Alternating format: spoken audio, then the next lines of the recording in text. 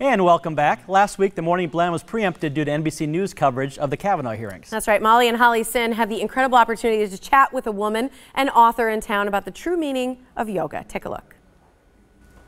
Many people do yoga for the physical health benefits, but our next guest used the power of yoga to guide her out of suffering. Tatiana Forero Puerta had a very tough childhood as an orphaned immigrant.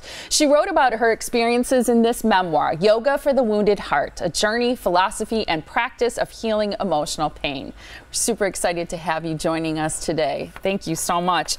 I started doing yoga a few years ago. A friend encouraged me to do it.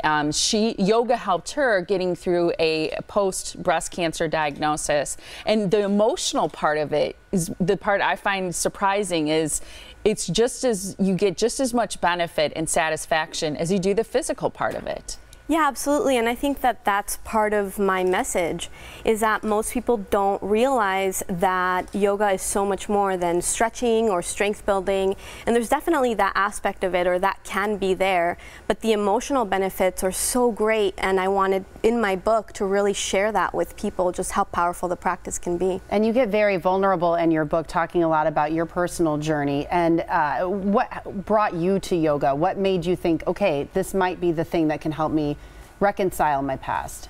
Yeah, well, I didn't know that it was what it was. And it was actually after a hospitalization that I was having heart problems, and a cardiologist said, you know, how is your life going? And at that point, it wasn't going so well.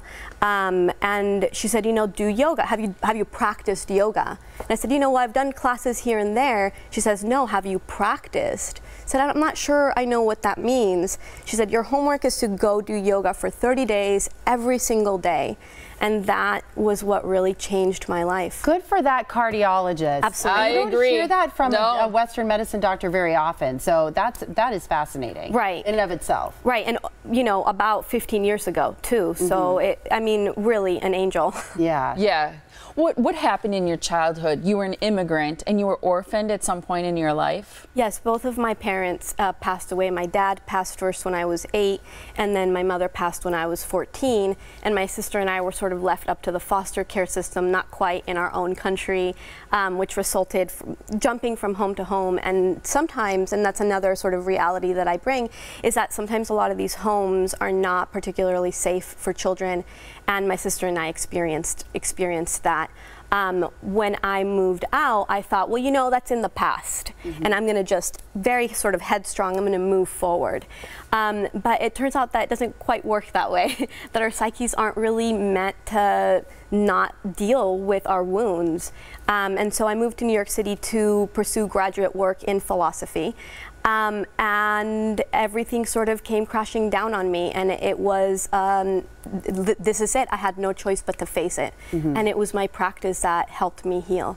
Talk quickly about this, making yoga into something else, because you talk a lot about how yoga is not just warrior one and down dog and things people associate it with, that it can be painting, it can be something, some other creative pursuit, and for you it's being a mother. Right? Right, that's my newest yoga. So how does that philosophy pertain to those particular types of exercises, if you will? Right, and so in my book I take a little bit of an academic approach, and I really, having a background in philosophy, I take a look at what is the etymology of yoga? What does this word really actually mean? And it turns out that if you look at the etymology in the Sanskrit, it means to yoke and to bind. And so the idea is that these practices are practices that unite us, but not so much in the sense of we have to go out there and do something, but rather the practice of yoga is a practice that allows us to recognize that we're always already united. The experience of that now is commonly referred to in positive psychology as the experience of flow. Otherwise, in other words, being here now and having that moment of when you hold your child, or when you're with your beloved, looking them in the eyes, and there's nothing, the whole world sort of fades. And we can get to those places with playing instruments, with playing sports, with anything that really allows our focus to come into one-pointedness. And through that, and doing that over and over again, we get clear about what matters to us, we become better people, we become more full of joy, and so that's the real yoga.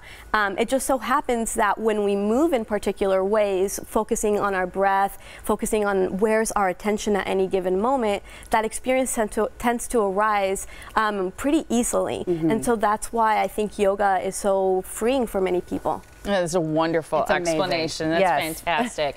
Your book is great too, and I know that people can find it. It can be ordered on Amazon. You can also go to this website. Tatiana's website is yogaforthewoundedheart.com, and again, it's Yoga for the Wounded Heart, a journey, philosophy, and practice of healing emotional pain. Thank you so much. Thank you so much for having me.